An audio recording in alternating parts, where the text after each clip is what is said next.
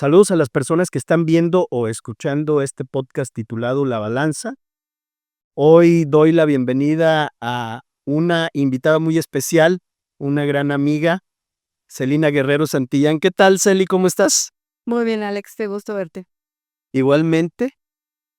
Celi, la mayoría de las personas usamos dispositivos digitales. El celular, la tableta, computadora, los teléfonos inteligentes, que bueno, son celulares también, los relojes inteligentes. Y lo más importante es que en estos dispositivos digitales usamos, almacenamos y compartimos gran cantidad de información. Esta información, aguas, porque puede caer en manos equivocadas y ocasionarnos graves problemas. Por eso la importancia de tratar con un especialista como tú el tema de ciberseguridad.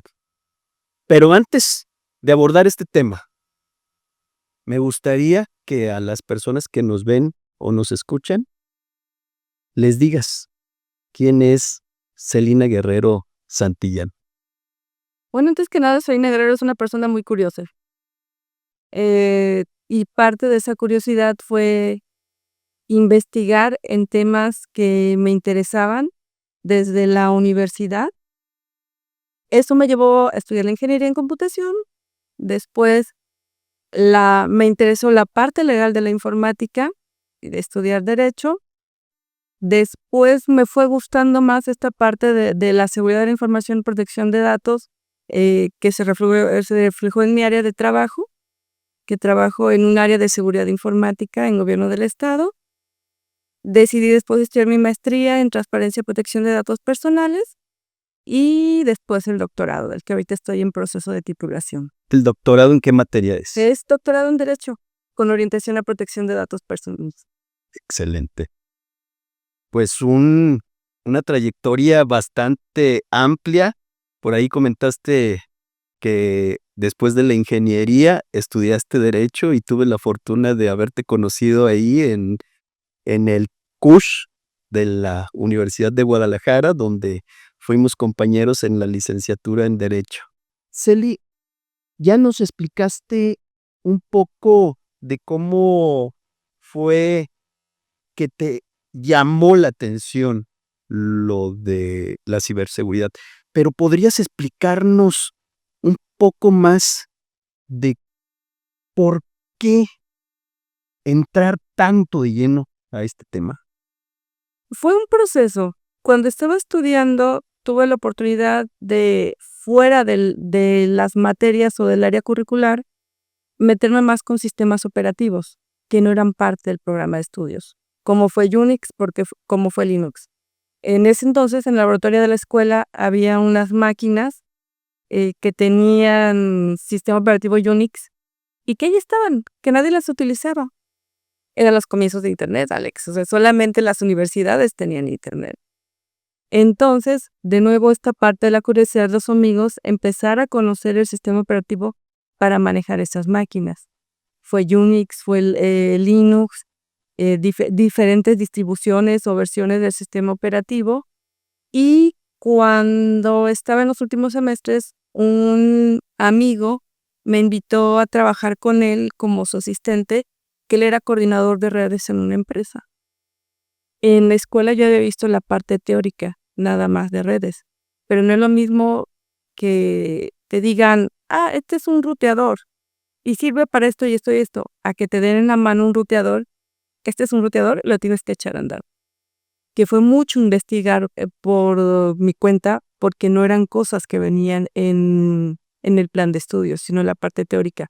Entonces ya ponerlo en práctica y ver que que había relación en esto que me interesaba los sistemas operativos, pues ya con la parte práctica de redes, y me empezaron ya a meter en la seguridad primero de los equipos de redes, de asegurar que no hubiera accesos no autorizados, y poco a poco me fue llevando. Cuando ya empecé a trabajar de lleno en un área de redes y después siguiendo como encargada del área de servidores de misión crítica en esa empresa, había cosas que no me quedaban claras de cómo empataba la cuestión legal y los delitos informáticos, que en ese entonces apenas empezaba a hablar de ellos.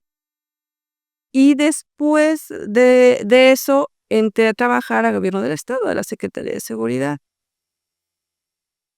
Se empezó a desarrollar, o inició en ese entonces, en el área de la policía cibernética, con los que tuve mucho contacto en un inicio. Tuve capacitación con la Embajada de Estados Unidos, con la Policía de Nueva York, en prevención de fraudes, en prevención de pornografía infantil, de delitos informáticos. Y ya mi área de trabajo fue más enfocada a la seguridad de la red. Entonces es donde yo sentía que sí me faltaba comprender esta parte legal de la informática, y fue por lo que decidí estudiar derecho. Derecho. Exacto. Día con día hay errores que cometemos. Y digo cometemos porque se nos hace muy fácil usar nuestro teléfono inteligente, nuestro celular, nuestra tableta o computadora, y principalmente el teléfono, y bajar aplicaciones o darle clic a un link. ¿Cuáles son los errores más comunes que cometemos en el día a día, Celi? ¿Y qué problemas pueden ocasionarnos estos errores que cometemos? Considero que el principal problema es no estar conscientes de toda la información que compartimos de forma voluntaria y más aún de la que compartimos de forma involuntaria. Tenemos manía de estar compartiendo demasiado en redes sociales, de no cuidar la privacidad de los perfiles. Y si esto es delicado con los adultos, lo es más con los menores de edad. Sí. Comparten dónde se van de vacaciones, a qué centro comercial van. Los papás, el primer día de clases, están maravillados con sus hijos y toman fotografías de sus hijos con el uniforme el primer día de clases. Y en el uniforme se ve el logo de la escuela, y si no tienes establecidos tus niveles de privacidad, cualquier persona puede darse cuenta en qué horario está tu hijo y a qué escuela va. Siempre he dicho que cuando tú aprendes a manejar, ¿qué es lo primero que haces? Cuando aprendes, Cuando vas a aprender a manejar, tomas un curso, ¿no? sí. O alguien, Ya no. o tu papá o alguien. Depende del lugar también, porque si hablamos de algunos pueblos pequeños o ciudades pequeñas, realmente no se toma un curso. Los papás comienzan a enseñarlos.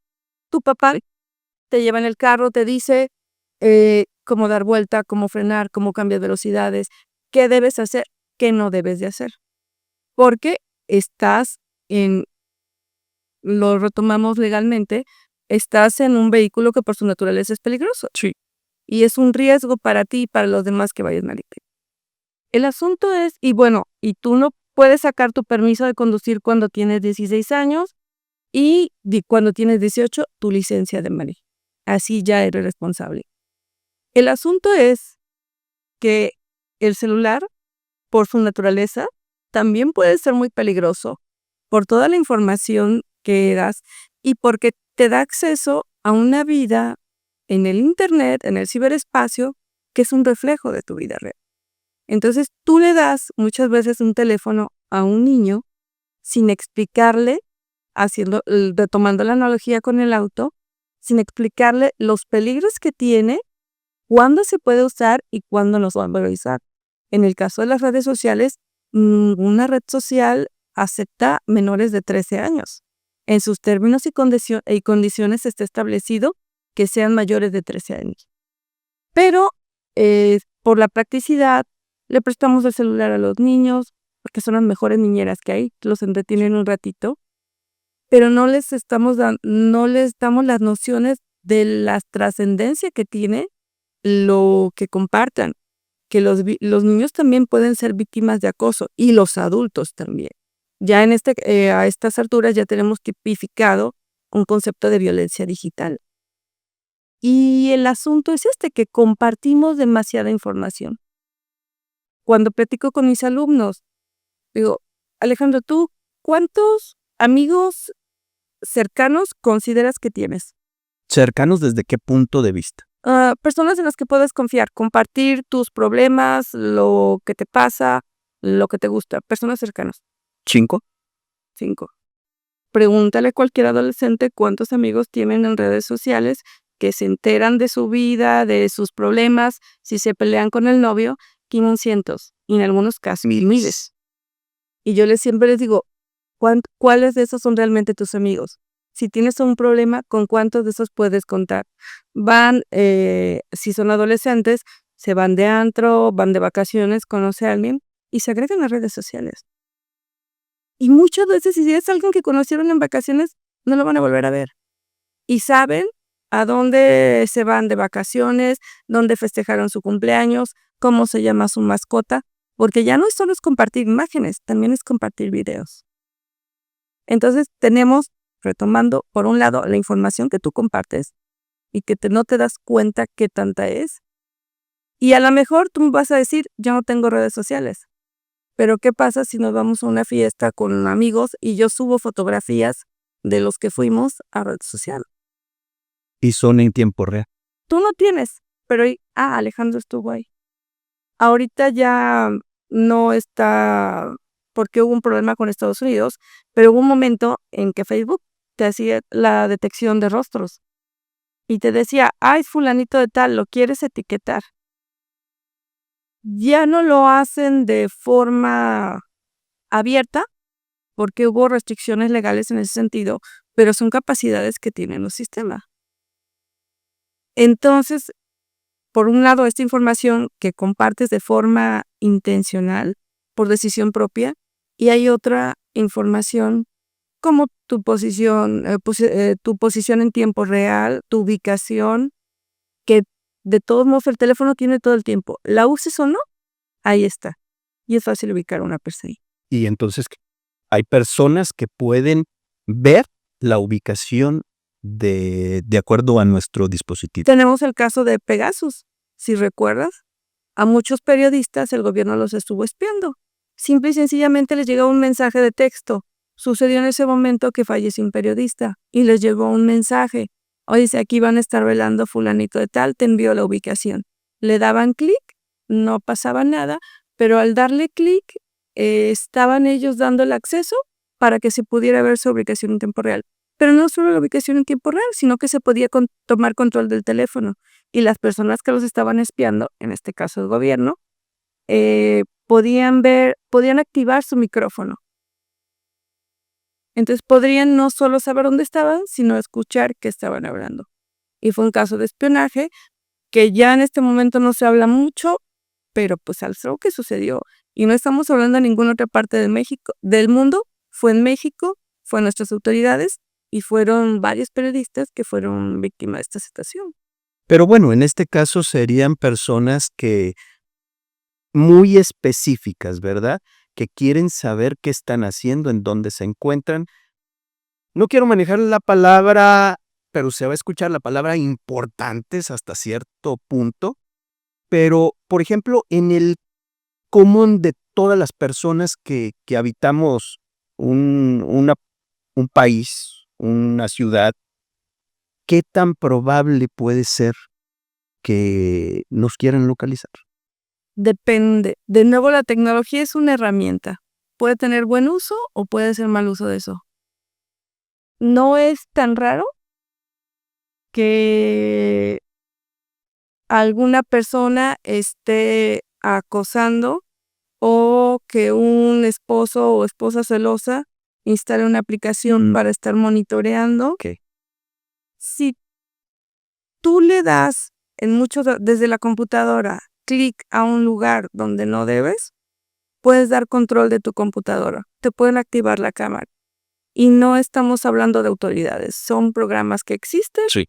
que están relativamente al alcance de la mano, entonces pueden activar tu micrófono.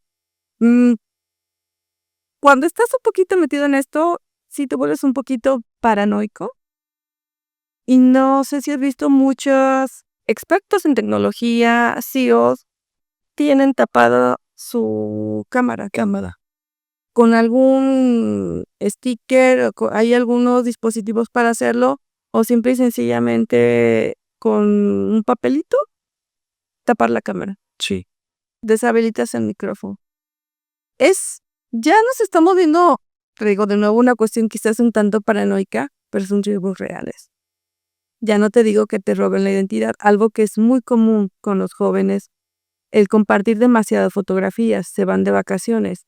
Y si tienes 2,000 contactos, tienes 200, 300, 500 que pueden ver tus fotografías, pueden descargar fotografías y pueden hacer un perfil con esa cosa. Un perfil falso. Un perfil falso. Que eso sí es súper común.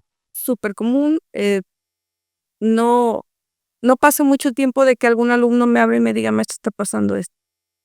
Te digo, pues bueno, lo primero es reportarlo, pero el asunto ya me voy a ir un poquito más a cuestiones más complejas, pero con cuestiones de la inteligencia artificial, que es muy fácil editar imágenes. Antes tenías que ser experto en Photoshop para hacer un trabajo más o menos, ya no. Ya con una herramienta, yo les digo a las niñas, nunca suban fotos en bikini. Yo sé que tienen 17, 18 años tan preciosas y quieren subir esa foto. Tú no sabes dónde va a terminar esa fotografía. Y como le ha pasado a algunas artistas famosas que cambian su rostro y lo ponen en cuerpos, terminan en sitios que son para adultos, eso le puede pasar a cualquier persona. Nos enteramos de la trascendencia porque es cuando es un artista, pero a cualquiera le pueden pasar y hay desafortunadamente también muchos grupos que se crean para compartir información íntima de la persona, fotografías, imágenes reales y también editadas, creadas con inteligencia artificial. Entonces todo esto es, volvemos a lo mismo. ¿A cuándo si llega cualquier persona le abres la puerta de tu casa No. y la dejas entrar con tus hijos? Pero ¿qué pasa si tus niños hacen un TikTok en tu casa y lo abren y lo suben? Tuve una niña de secundaria que me decían, es que fulanita hizo un baile y tuvo 5 millones de visitas. Una niña de 11 años que no debería tener redes sociales. Entonces, este tipo de cosas es abrirle tu casa para que puedan ver cómo es tu recámara, dónde vives, el alcance que tienes. Entonces son cosas que no dejan de ser un riesgo. Vamos a decir que la mayor parte de las veces no va a pasar nada, pero es un riesgo a la vez. Es un riesgo. Un riesgo que puede ocasionar problemas posteriormente.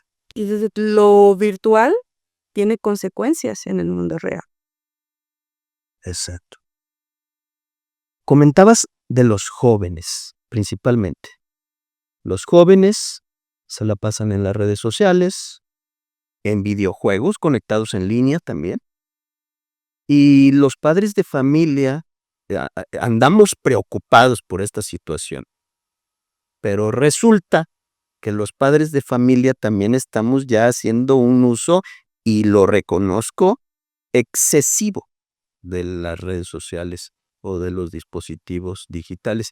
Y tal vez no sea el mismo fin, porque como adultos manejamos o usamos dispositivos y redes también para nuestro trabajo. Este no es un trabajo, pero al final de cuentas este podcast va a salir en redes sociales.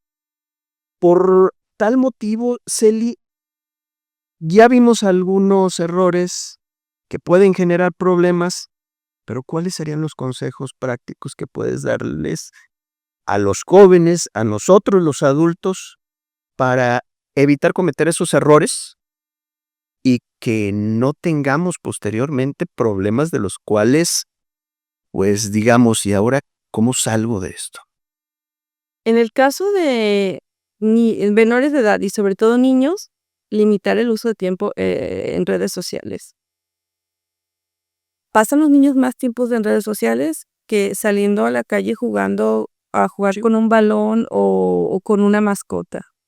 Entonces, ese sería lo primero, limitar el uso y también para nosotros. Es más lo que usamos que estamos viendo videos o escuchando algo, a que leer un libro.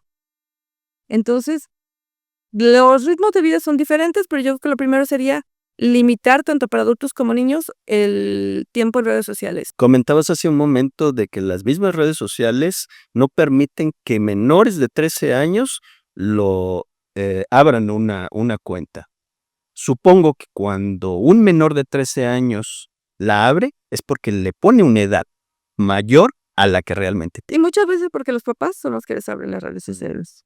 Correcto. La otra recomendación sería ser conscientes de la información que compartimos. A los niños decirles que no den ningún dato personal, dónde viven, cómo se llama su papá, su mamá. También nosotros estar conscientes y tanto también niños como adultos configurar la privacidad de los perfiles en redes sociales. Facebook ya te permite restringir el perfil. Sí. Decir quiénes lo pueden hacer, solamente tus personas cercanas pueden verlo. Ya no son públicos. Algo que se nos olvida y que a veces no somos conscientes, en el momento en que tú pones un hashtag en tu publicación, haces una versión pública. Porque cuando en cualquier red social buscas el hashtag de tu elección, te van a aparecer las publicaciones donde aparece esa etiqueta.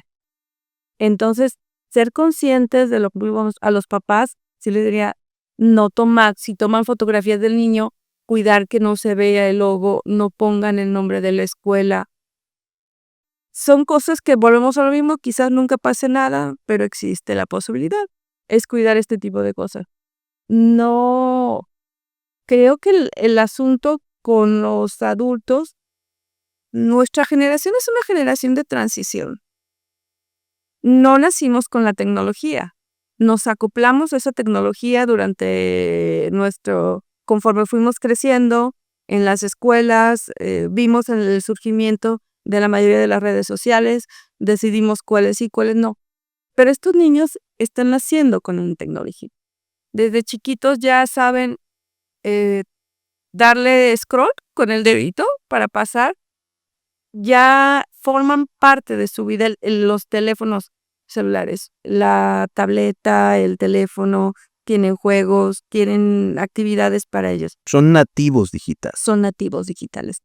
Y esto está abriendo una brecha generacional por cuestiones tecnológicas.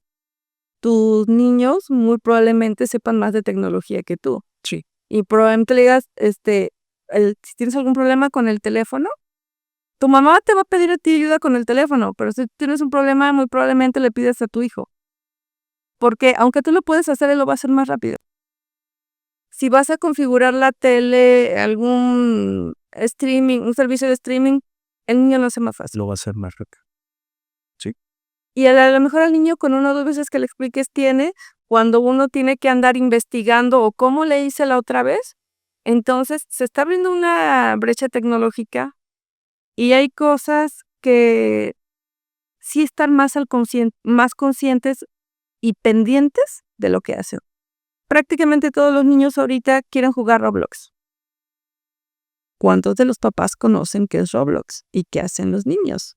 Y que los niños pueden tener un chat con personas que ni conocen y que se han dado problemas de acoso, de amenazas e incluso de cuestiones más fuertes a través de esa plataforma.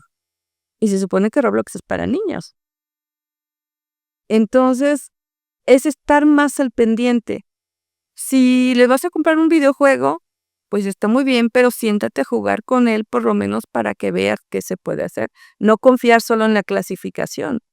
Y es el compartir intereses y compartir tiempo con tu hijo en algo que le interesa. Entonces, sí estar al pendiente. Si tienes al niño en su recámara con su propia televisión o con su tablet, y está muy bien porque no está dando lata, pero ¿qué está haciendo? ¿A qué hora se duerme? Ahí me voy a acordar de Juan Antonio, no sé si es que una vez decía, no, yo llego y les desconecto el internet. Entonces, no es tanto así, pero sí tener horarios. Tengo niños de primaria que me dicen, es que no dormí porque me quedé viendo una película, porque tienen su recámara, tienen acceso a internet y dicen, ya me voy a dormir, pero no te aseguras si se duerme el niño. Entonces, sí estar más al pendiente por 2 cosas. Una, por cuidado de ellos y también por compartir sus intereses, saber qué están haciendo y cómo lo están haciendo. Es una realidad que en el caso de adolescentes, muchos están siendo reclutados por plataformas de videojuego. Ahí los contactan, que puede ser un amigo o aparentar ser un amigo, se quedan de ver ofertas de trabajo y es por redes sociales y por videojuegos. Entonces, pero cuando tú no sabes qué están haciendo tus hijos, ¿cómo te vas a dar cuenta si está bien o no está bien o cómo le puedes ayudar? También muchas veces los niños sufren amenazas y acoso por redes sociales. Y si tú no sabes con quién platica y qué platica, ¿cómo vas a saber? Se habla mucho en este caso de cuidar la privacidad o de respetar la privacidad. Me van a disculpar, pero yo creo que los menores de edad no deben de tener ese tipo de privacidad. No sabes con quién está hablando y qué está hablando. Sí. Entonces decirle, ok, puedes tener tu teléfono, pero se someten a revisión aleatoriamente. No voy a estar al pendiente de tu vida, pero sí. Y decirles, y saber de sus intereses para que si pasa algo, tengan la confianza de decírtelo. ¿A qué edad crees conveniente que un menor debe tener un celular? La pandemia nos cambió muchas cosas, Alejandro. Normalmente se recomienda que antes de los 3 años ningún tipo de dispositivo, ni tableta ni nada.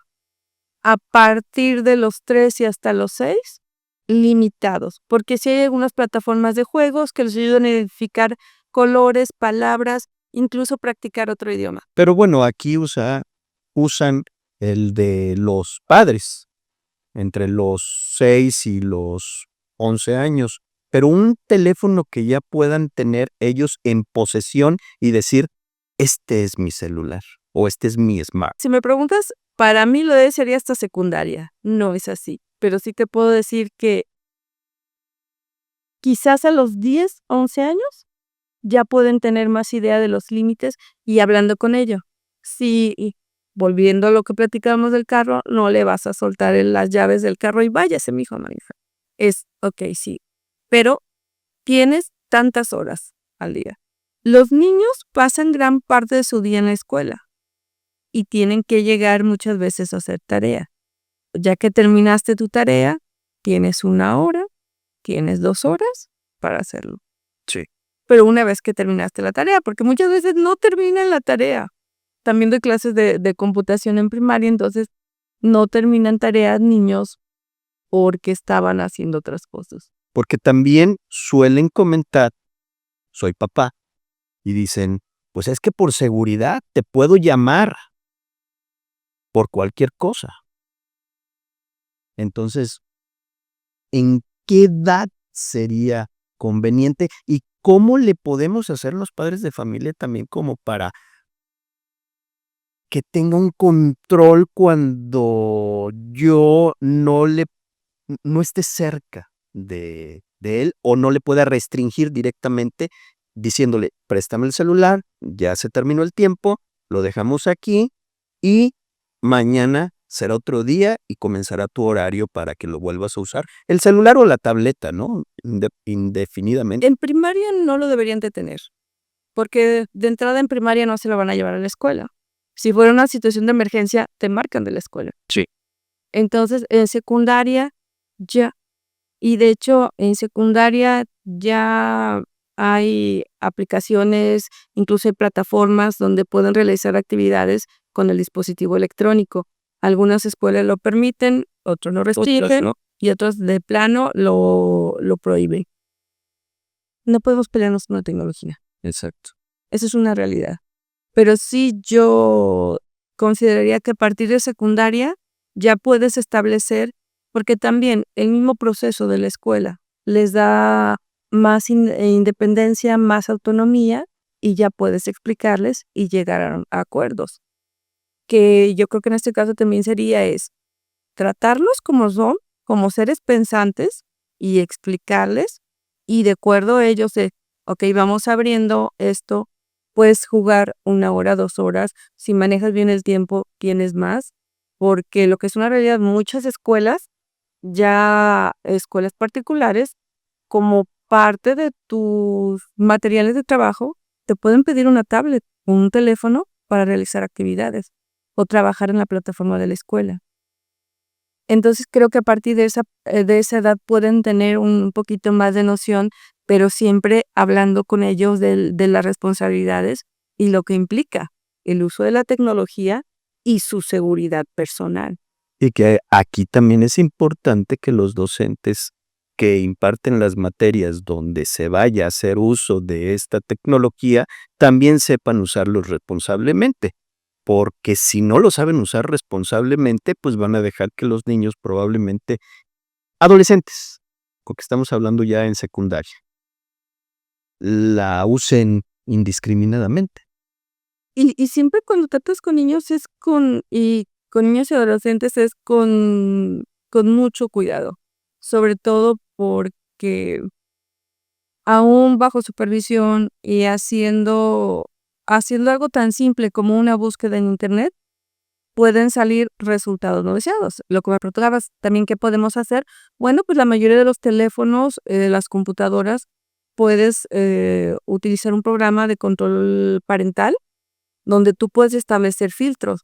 Decir, okey, si sale algo relacionado con pornografía, con uso de drogas, con juegos de azar, bloquéalo. Celi, te voy a platicar lo que sucedió con el control parental con uno de mis hijos. Lo tenía activado. Yo me imagino que vio un tutorial de cómo desactivar controles parentales y no sé cómo le haya hecho, pero lo desactivó. Ignoro cómo le hizo. Es lo que comentábamos hace un momento, ¿no? De que ellos son nativos digitales. Ellos le saben mucho más que nosotros a la tecnología Ya le puedo hoy en preguntar día. a ChatGPT cómo desactivar el Exacto, control parental. exacto. Es más, ya usan ChatGPT en secundaria, muchos jóvenes, ¿sí? Y como bien comentaste, no podemos pelearnos con la tecnología, al contrario, tenemos que saberla usar de una forma responsable porque la inteligencia artificial está ahorita, por así decirlo, en pañales, pero va con todo Y no hay marcha atrás. y no hay marcha atrás. Entonces, aquellos jóvenes que en algunas escuelas les prohíban el uso de dispositivos digitales o peor aún, en aquellas escuelas que no haya tecnología por X razón, que me ha tocado verlas, este tipo de jóvenes ya llevan un retraso, Una desventaja. una desventaja frente a los otros jóvenes. ¿Y qué va a suceder en el día de mañana cuando quieran trabajar o quieran implementar algún proyecto? Llevan la ventaja quienes han usado la tecnología. Definitivamente. Así lo veo yo. No sé cómo lo ves. Sí, definitivamente. Pues, con mis alumnos de licenciatura, empezamos a ver uso responsable y uso ético de la inteligencia artificial. Y algo que les comentaba es, en este momento, yo no sé qué va a pasar más adelante, en este momento no vas a ser despedido por una inteligencia artificial, pero muy probablemente sí pueda ser sustituido por alguien que sí conoce las herramientas si tú no las conoces. Entonces, los niños también están ya creciendo adoptando estas tecnologías de forma muy natural. Pero hay algo que sí no cambia, es la supervisión de los adultos que están al cuidado de esos niños, tanto en la escuela como en casa. Y sí nos sobrepasa muchas veces, pero es estar conscientes de esto que pasa para ver qué vas a hacer. En primera, hablarlo con ellos, que sea el uso responsable, que estén conscientes de las implicaciones que tiene, pero para eso necesitas tú primero estar consciente de los riesgos, y cómo puedes tú proteger o evitar esos riesgos.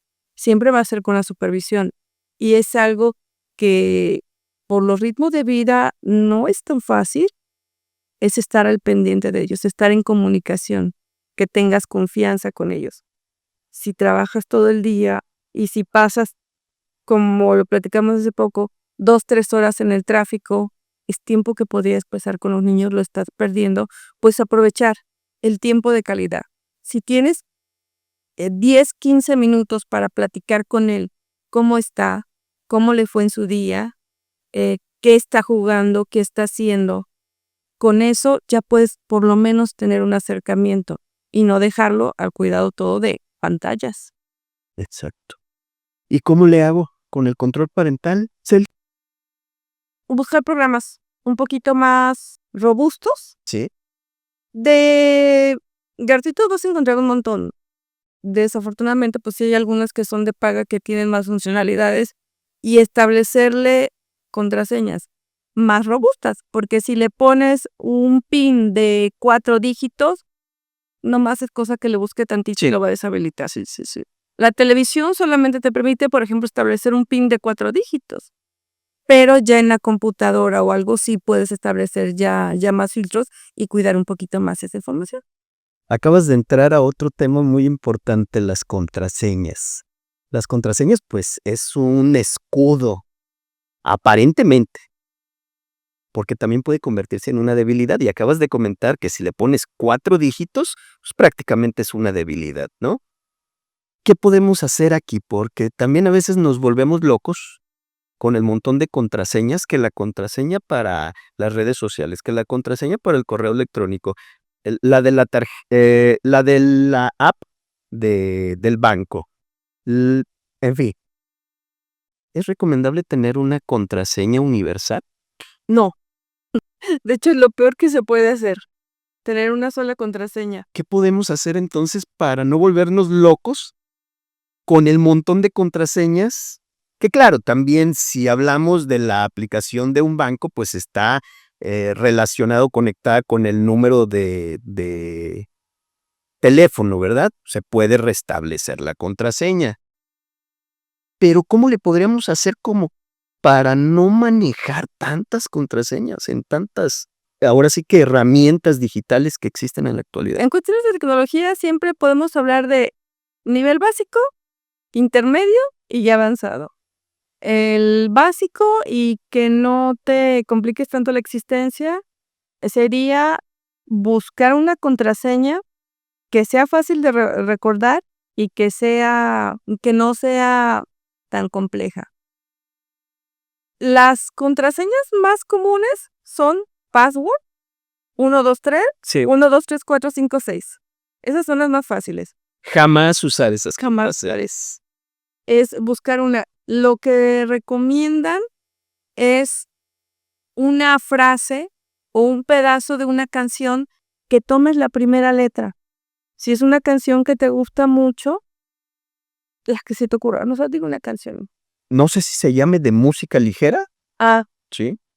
la canción podría empezar de aquel amor de música ligera, pues entonces tomas la primera letra de A,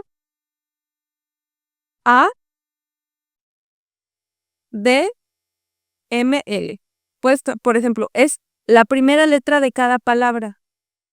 No tiene una secuencia lógica, Sí. no es el nombre de una persona, no es el nombre de tu mascota, y le puedes agregar un número, el día de hoy, los 2 dígitos de tu cumpleaños, de tu esposa, de tu hijo, y al final un asterisco, diagonal, signo más, menos. Con eso tienes un password de más de 8 caracteres, que va a ser como cerca de 10. Tú recomiendas que por lo menos sean 8 caracteres. Por lo menos. Que ya algunas aplicaciones o algunas herramientas digitales te exigen que por lo menos sean esa cantidad de Y que caracteres. tengan una mayúscula, por lo Sí. que es una minúscula, un número y un carácter especial. Hay por ahí unas tablas donde te dicen cuánto se tarda un sistema en haciendo pruebas para ver, para vulnerar una contraseña. Y de que van desde segundos hasta años, aunque estas tablas necesitan actualizarse porque con inteligencia artificial, pues ya es mucho más rápido. Pero siempre la recomendación es esa, de más de 8 caracteres, una mayúscula, una minúscula y algún carácter de control. Pero sobre todo eso, una frase, algo que tú puedas recordar fácilmente, que no tengas que tener anotado. Porque muchas veces estamos en el trabajo, en la computadora de la oficina, y tenemos post-it con un montón de contraseñas, usuarios para todos lados. Entonces, eso sería. Y por lo que puedes hacer para tu correo electrónico, vamos a decir que termina en tu contraseña, tiene caracteres 1, 2, y entonces o que sería el 12, para otros sitios el 13, 14, tienes la misma contraseña. Una secuencia que vaya cambiando, pero la mayoría sí sean los mismos De caracteres. esa forma tú dices, si me equivoco, si no es una de estas. Ya para cuestiones ya un poquito más complejas, existen también gestores de contraseña. Son programas especializados que te guardan las contraseñas. No guardarlas en el navegador, porque cuando entres a un sitio en tu navegador y te dice recordar tu contraseña, Jamás. jamás. No cuando sean cosas importantes. Vamos a decir, si tienes una cuenta en Canva, no pasa nada si le digo que recuerde la contraseña porque lo estoy usando diario. Es una aplicación que uso diario, pero por ejemplo para tu banca electrónica, ¿no? Y ya en banca electrónica hay la combinación con rasgos biométricos, aunque ahorita la tendencia de muchas empresas de tecnología es ya eliminar el uso de contraseñas por utilizar ya más gestores o esta combinación con aspectos biométricos, precisamente por las implicaciones que tiene. Yo diario tengo que utilizar alrededor de 10 plataformas diferentes con 10 contraseñas diferentes. Una cosa es cuando te acostumbras, pero si las dejas de usar un tiempo, Se olvida. se olvida. Sí, y es que por eso la pregunta. Yo también manejo, yo creo que unas 7 u 8 contraseñas, y hay algunas que no las uso tan seguido. Entonces llega un momento en que se me olvida. Y afortunadamente puedo recuperar la contraseña, pero eso también me lleva un tiempo para recuperarla, en fin. Y quería saber, en lo personal, en lo particular, cómo le podía hacer para recordarlas fácilmente, o si podía manejar una contraseña universal, que ya comentaste jamás, nunca usar la contraseña universal, pero me agrada el de usar algunos dígitos y solo cambiar unos, ya sea del inicio o del final, con una secuencia. Y ya una recomendación más sería, sí, no en oficina, pero a lo mejor sí en casa, tener alguna libretita o algo donde estén anotados. Porque pasa también, si tienes un accidente, si pasa algo y el acceso a tus cuentas, a la banca, a los pagos que se tenga que hacer, es con tu persona de confianza, decir cualquier cosa, ahí están. Porque incluso desde el teléfono, desde desbloquearlo para poder informar a otro. Y son cosas que a lo mejor no somos conscientes, Sí. pero pasa y sí es importante tener ese respaldo. Volvemos a la cuestión tradicional, no la vas a tener ahí en cualquier lado, quizás en un cajón bajo llave, pero por lo menos que alguien sepa si algo pasa, si me enfermo, si tengo que estar en el hospital, Está esta libretita donde con los con las otras. y los datos importantes que debería. Hablaste de gestores de contraseñas. ¿Hay gratuitos o son de paga? Hay artículos de paga. ¿Recomiendas los gratuitos? En este momento no te podría decir, bueno, uno de los más, las plataformas, si tienes un teléfono como un iPhone, trae su gestor de contraseñas, Google tiene su gestor de contraseñas, que son, digamos que, confiables a nivel básico. Ya si quieres algo más, pues sí buscar un poquito de soluciones más sofisticadas. Perfecto. Y con esto de las contraseñas y toda la información que podemos tener en nuestros dispositivos digitales, ¿estamos expuestos a que nos hagan un fraude? ¿A que nos hackeen la información? En fin. En estos casos, hemos escuchado en muchos medios de información, pues que hackearon tal empresa, que hackearon a tal persona, o que ya le robaron el dinero de su cuenta bancaria, le dejaron en ceros la cuenta bancaria a X persona más. Y no somos a veces capaces de distinguir lo verdadero de lo falso ante información que se nos presenta en Internet. ¿Cómo podemos evitar un hackeo, un, ¿cómo se le llama? Estafas, fraudes a través de Internet, Celi? Curiosamente, la mayoría de los hackeos a niveles grandes, en las empresas, en oficinas de gobierno, no se deben a que sean muy buenos hackers, sino hay falta de cuidado en la administración de esos equipos, y pasa también con nosotros en el uso de los dispositivos. Lo primero sería tener tu teléfono actualizado, tu computadora actualizada, de preferencia con software y aplicaciones originales. Nada de piratas. No es lo mismo si es un teléfono, si es una computadora para hacer las tareas de la escuela, a si es una computadora donde llevo la nómina de mi empresa. No pasa nada, normalmente por alguna cuestión que no logro entender, cosas que en ciertos lugares pasan, no creo que la mayoría de la gente, pero todo el mundo tiene Office, pero nadie compra licencias de Office. Sí. Entonces tienes a alguien que te ayuda, que lo pone y le aplica ahí un programita para que no esté pidiendo licencias.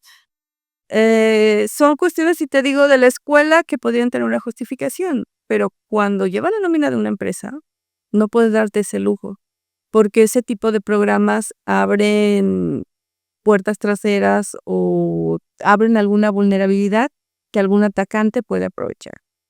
Entonces, lo primero sería tener actualizados sistema operativo, aplicaciones.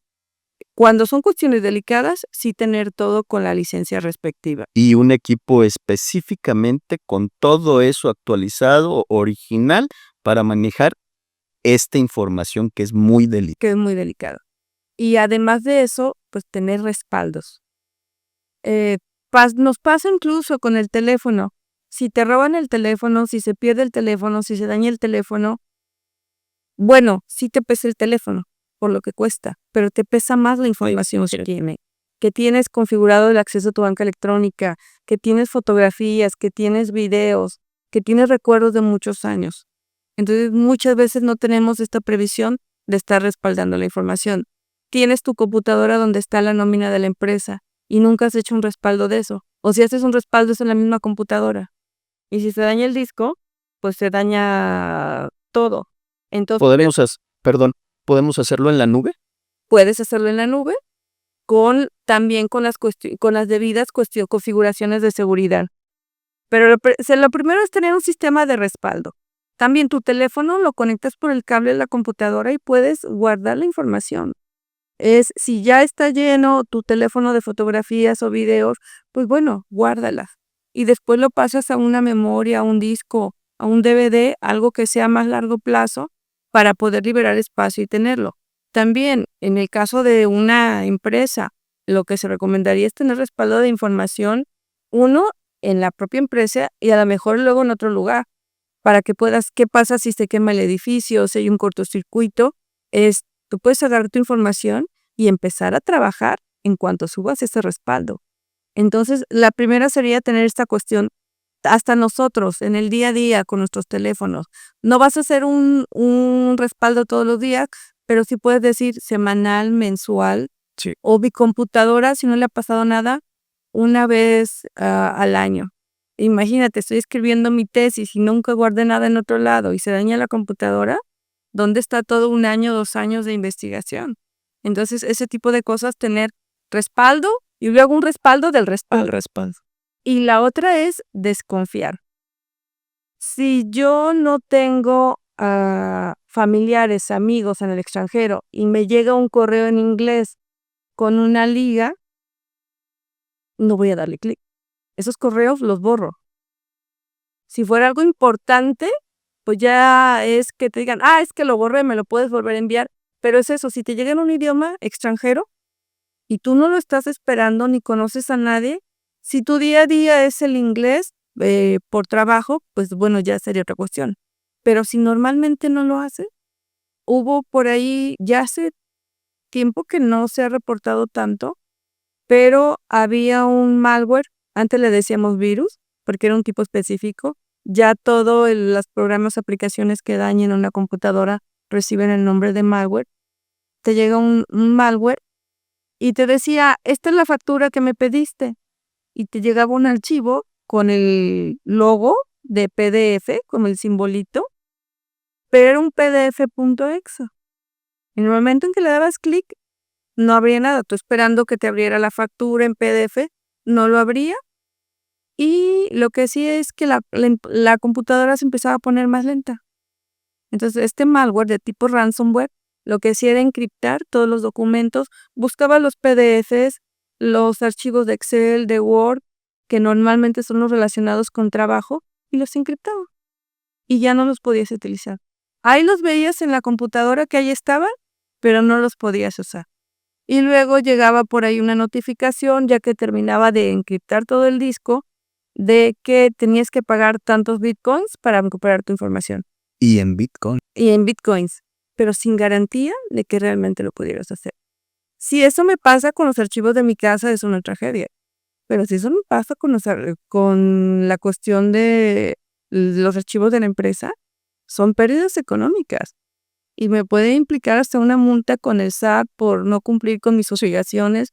Y si manejo información o datos personales, pueden también ser multa de otra instancia. Entonces, lo más fácil es en eso de, pues se dañó la información, la recupero de mi respaldo. Entonces, ahí estamos combinando la desconfianza con el tener el respaldo que me va a ayudar a resolver ese problema. Y sobre todo, ser bien conscientes, tanto en cuestión telefónica como por redes sociales. Un banco nunca te va a hablar para pedirte tu usuario, tu contraseña. No te van a hablar para decirte, que es mucho de lo que ha pasado, que tienes un problema. Te puede llegar una notificación por correo, por mensaje, y tú, si no estás seguro, hablas directamente al banco y decir lo que está pasando. Pasó hace, yo creo que cerca de pandemia, que se empezaron a complicar las citas con el SAT. Empezaron a llegar correos a muchas personas diciendo que había problemas con el cumplimiento, que no se había presentado declaración, pero parecían del SAT. Estaban tan bien hechas los logos y parecía en primera instancia una dirección sat.gov.mx, una @sat.gov.mx. Me llegó a mí uno de esos correos y yo hablé al número del SAT y ya me dijeron, no está pasando, ya lo reportaron, hay varios problemas. Entonces, hay una situación, hablas directamente con tu banco.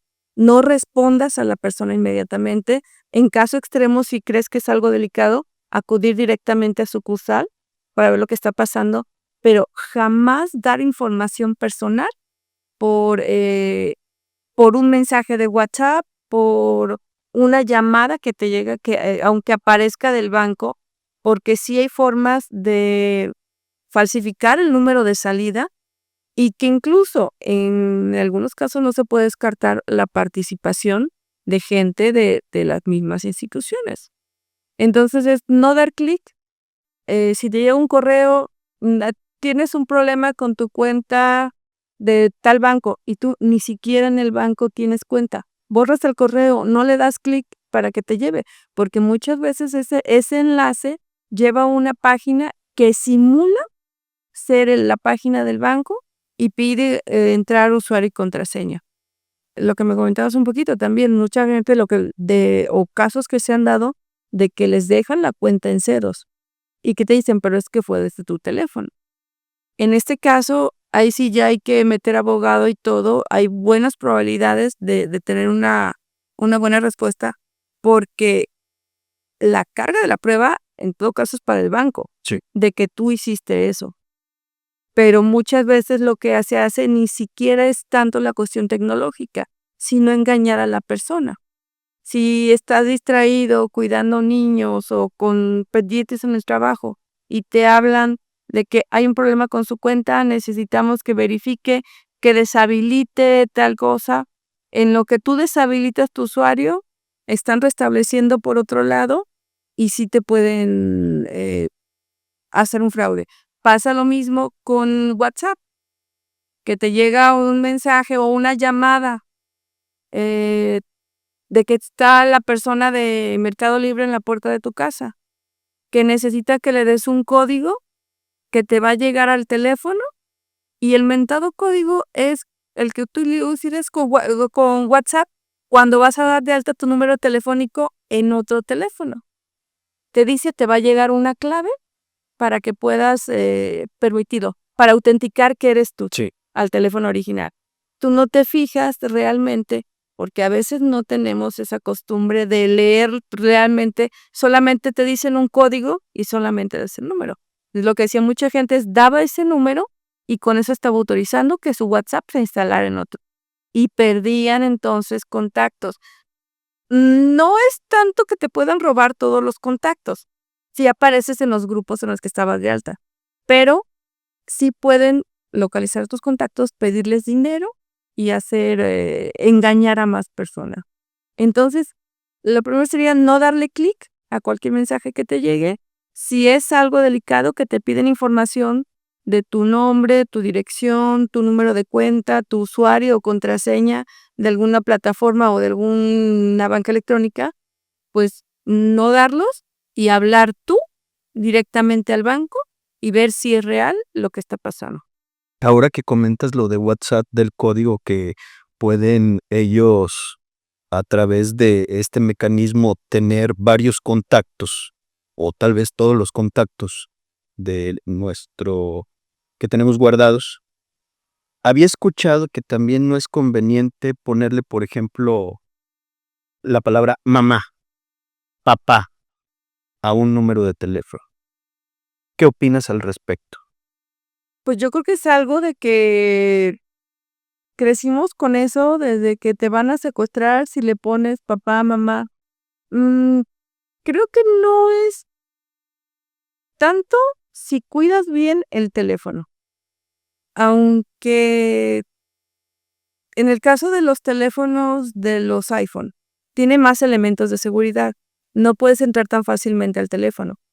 Pero en el caso de Android, sí puedes saltearte esquemas de seguridad y revisar contactos y ver información que hay. Entonces, ya en modo un poquito más paranoico, pues ir más que hablar, ponerlos por nombres, aunque te voy a decir, por otro lado pasa de que cuando hay accidentes o está un teléfono, es más fácil localizar. Localizar. Ya hay muchas aplicaciones y algunos teléfonos que te permiten poner contraseña o huella a determinadas aplicaciones, como pueden ser contactos. No son todos, pero sí es buscar un poquito y el teléfono que tenemos nos da más facilidades o más cuestiones de seguridad para ese tipo de cosas. Creo que podría ser un punto, pero no lo principal. Es más el cuidado o el acceso que se le da tanto a las aplicaciones como a otras personas del teléfono. Muchas veces cuando tú instalas aplicaciones, no nos damos cuenta que todas las aplicaciones también te piden ciertos permisos o accesos. Sí. Si tú vas a instalar una aplicación, la que se te ocurra, vamos a ver, para comprarla, para llevar la lista del súper, pero esa aplicación te está pidiendo acceso a tus fotografías, a tus contactos, a tus llamadas telefónicas, como que algo de ahí ya no suena tan bien. Y el hecho de que muchas veces descarguemos aplicaciones, de nuevo pasa un poquito más en Android que con iPhone. De la Play Store, que descarguemos aplicaciones, no nos garantiza que sean del todo seguras.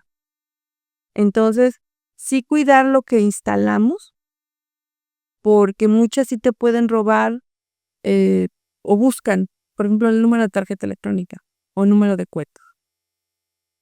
Y te digo que estamos en un punto complicado porque la inteligencia artificial ya ha hecho más sofisticadas estas estafas.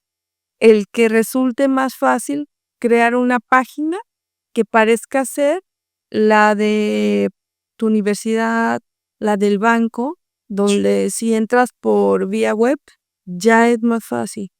Entonces, sí implica el cuidado, el desconfiar, el limitar desde dónde entramos, y también algo que a veces damos por hecho, Alex, es no dejar nuestra sesión abierta en todos lados.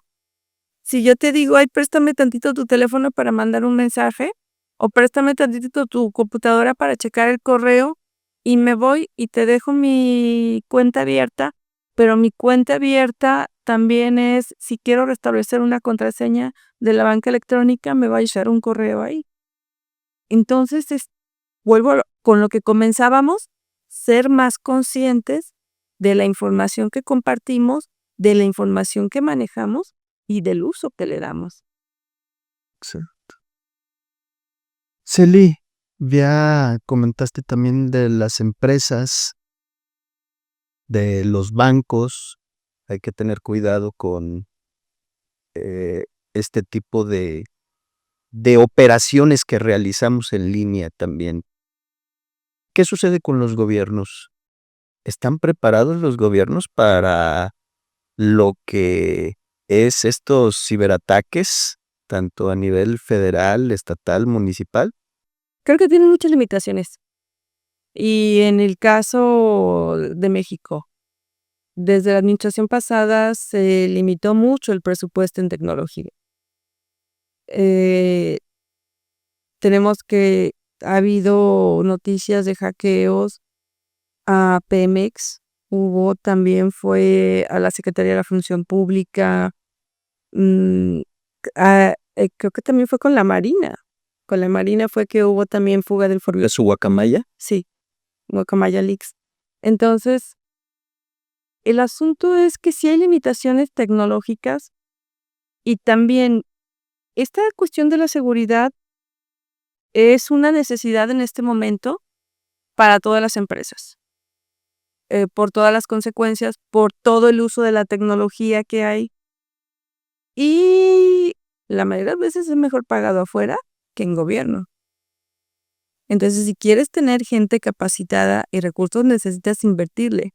Las policías cibernéticas han hecho un gran trabajo, pero también mucha gente está unos años y después se va a desempeñarse profesionalmente a iniciativa privada. Entonces, necesita tanto cuando hablas de ciberseguridad, tanto en iniciativa privada como en gobierno, necesitas inversión constante, porque se actualizan los problemas, porque si necesitas en el caso de gobiernos, de policía cibernética, si necesitan equipos para hacer investigaciones en teléfonos o en computadoras, conforme avancen los sistemas operativos, salgan nuevas versiones de teléfonos, se necesita invertir en esos equipos y muchas veces no se hace. Hay gente de muy buen nivel, hay mucha capacidad humana, pero lo que muchas veces no hay es recursos. Y muchas veces las personas no saben que también tú puedes pedir en una investigación que se involucre la policía cibernética. En el caso, vamos a decir que son lo que te comentaba, un poquito que se ha presentado más las cuestiones de violencia digital, que eso nos daría para otro tema muy, muy completo. Sí. Muchas veces la gente ya ni siquiera quiere, si filtran las fotografías de una persona o si sabe que están en ciertos sitios y están publicando, muchas veces ni siquiera quieren que metan al responsable a la cárcel. Lo que quieren es que bajen esas fotografías.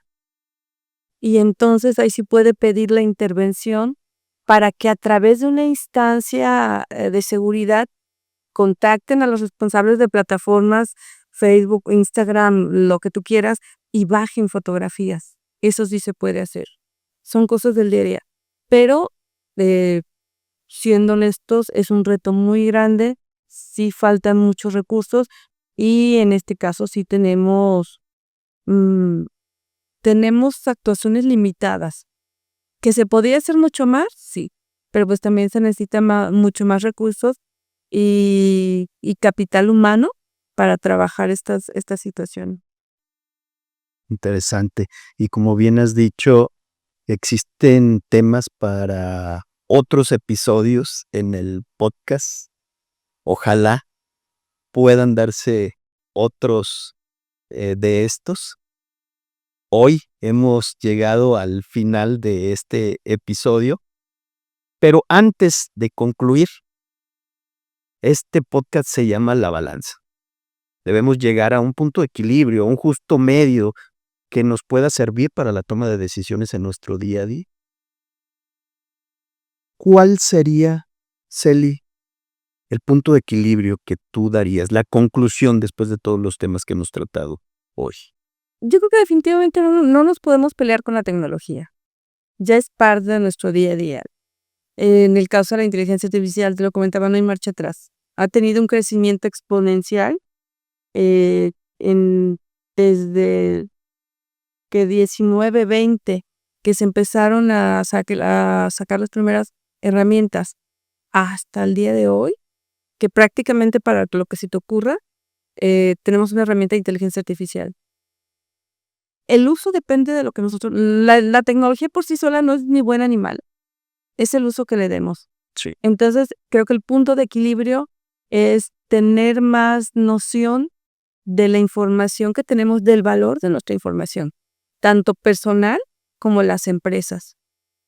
Y una vez que somos conscientes de ese valor, es empezar a cuidarlo. Y principalmente la educación, desde los niños hasta los adultos. Si los abuelos no crecieron con esta tecnología, hay formas de poderlos acercar para que tampoco sean discriminados en ese sentido por la banca electrónica. Muchos de los trámites que se hacen con gobierno para los programas sociales es a través de plataforma. Sí. Entonces, buscar democratizar esta educación en el uso de redes sociales, el ser conscientes de lo importante que es para nosotros y para otros nuestra información, el valor que tiene, y aprender a utilizar la tecnología, no tenerle miedo. Mientras más fácil nos acoplemos a ella, más la podemos incorporar y encontrar este punto de equilibrio. Decir qué tanto puede ser un riesgo y qué tanto me puede ayudar. Que para todos vamos a encontrar algo que nos ayude. Excelente. Celina, no me resta más que agradecer el hecho de que hayas aceptado la invitación, el que hayas compartido tu valioso tiempo, tu experiencia, tu conocimiento, y ojalá se pueda dar en un futuro otra plática, otra charla como esta, en donde no nada más tu servidor, sino que la audiencia de este podcast pueda aprender de estas experiencias y de este conocimiento. No, al contrario, gracias, Alex. Creo que ante nada fue una plática muy agradable. Mucho gusto verte, si hay oportunidad. Claro que sí. Gracias. A todas las personas que estuvieron viendo o escuchando este podcast, los esperamos para la próxima. Hasta luego.